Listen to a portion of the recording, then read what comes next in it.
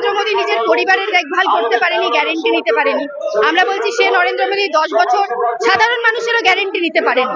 আজকে সে গ্যারেন্টির জুমলা দিয়ে যদি মানুষকে বিভ্রান্ত করার চেষ্টা করছে, সেটা আমরা জানি যে সে শুধু বিভ্রান্ত করার জন্য একটা রাজনীতি করছে। বিজেপিকে হারাতে হবে। পুরো দেশের মধ্যে, দেশ জুড়ে বিভিন্ন রাজনৈতিক দল একত্রিত হয়েছে বিজেপিকে হারানোর জন্য। সেটা আমাদের রাজনৈতিক দায়িত্ব এই সময় দাঁড়িয়ে থেকে, যেভাবে বিজেপি সংবিধানকে বদলানোর কথা বলছে, গণতান্ত্রিক অধিকারকে ছিনিয়েছে এই 10টা বছরে, সবাই একত্রিত হয়ে এই কথা সাফ যে বিজেপি হারছে। সব লোকসভা কেন্দ্রে আমরা ভোটে গেছি, প্রচারে গেছি, এবং আমাদের যে প্রার্থীরা যেভাবে নির্বাচনের ময়দানে তারা লড়াই করেছেন এবং প্রতিদিনের সংগ্রামে লড়াই করেছেন, সেটা বাংলার মানুষ দেখেছে এত বছর ধরে। এবার যখন নির্বাচন এসছে, মানুষ সেই জায়গাতে ভালোবাসাতে আশীর্বাদ দিয়ে আমাদের যে প্রার্থীদের, আমাদের পার্টিকে, বাম ফ্রন্টকে এবং এই জোটকে বিপুলভাবে ভোট দিয়ে জয়ী করবেন তার আশ্বাস দিচ্ছেন, তার ভরসা দিচ্ছেন, এবং সেই ভরসা নিয়ে আমরা লড়াইয়ে এগিয়ে যাচ্ছি। কারণ আমরা সাধারণ মানুষের গণতান্ত্রিক অধিকার রক্ষা করার কথা, সাধারণ মানুষের রুজি রুটি, শিক্ষা, বাসস্থান, এই বিভিন্ন জিনিস নিয়ে কথা বলছি।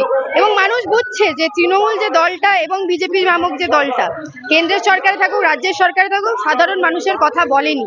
এই কটা বছরে তারা শাসক দলে থাকতে পারে, কিন্তু শাসক দলে থেকে সাধারণ জনগণের যে কথা, জনগণের জন্য বিকল্প তৈরি করা, উন্নয়ন করা, সার্বিক উন্নয়ন করা, তারা করেনি। এবং তাই জন্যই মানুষ বেছে নিচ্ছে এই জোটকে, মানুষ বেছে নিচ্ছে বামফ্রন্টদেরকে। কি তারা যখন ছিল সরকারে, তারা সবসময় মানুষের পাশে ছিল।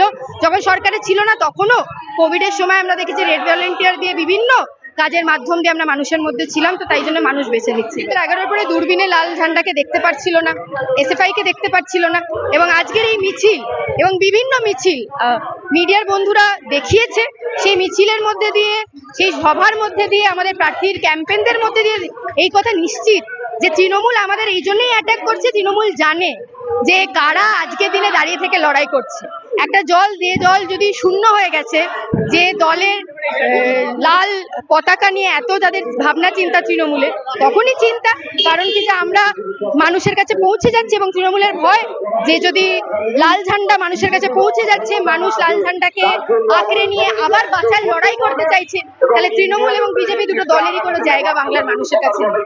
তৃণমূল এবং তৃণমূলের তৈরি করা বিজেপিতে বাংলা, শুভেন্দু অধিকারী হোক, নিশীথ পারামানি হোক, বিভিন্ন তাপস রায় হোক, যারা তৃণমূল থেকে ছেড়ে আজকে বিজেপি নামক দলটাকে বানিয়েছে পশ্চিমবাংলাতে, আমরা বলতে চাই এদের সেটিং আছে, এবং মানুষের কাছে এই সেটিং সবার কাছে কিন্তু স্পষ্ট আজকের দিনে।